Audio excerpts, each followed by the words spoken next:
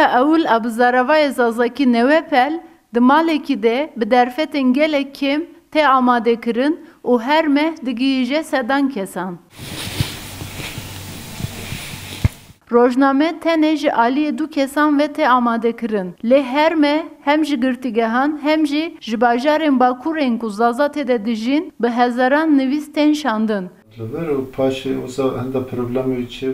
Redaktoriya nivîsan jî ji aliyê nivîskar Roşan Lezgin ve tê kirin. Paştî made yew kurum yew dezgehz çiniyo.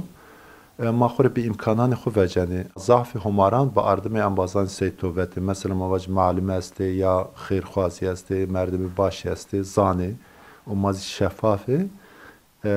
Yew homara van masrafê na homara ma bidî. Yazî na homara de binê hetişma bike. Hem min ez amadekena, ez redaktekena, ez hedrekena, nuştê edîtorî filan bêvan. Her çi ez amadekena. Piştî redaktekirinê nivîsên zazakî diçin ber destê parêzer Bilal Zilan. Zilan jî mîzanpaja Newepelê çêdike.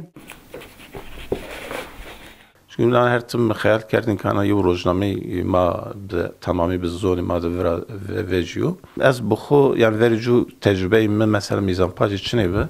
Ana yew embazek vericû tikê hetkarî mikerdî û di humarîdan de û vericû yew rojnameyê mehalliyê Diyarbekirê dixebetiya be.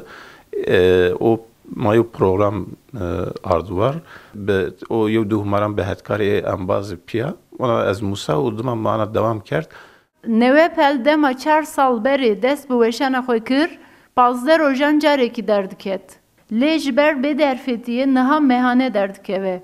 Armanca xebatkarên Newepelê ew e ku rojname di pêşerojê de heftane heta rojane weşan bike. Rojnameya Newepelê bi derfetên kêm lê ji dil û can divê odeyê de tê amadekirin û digihîje bi sedan kesan. Gönül Morkoç, Rûda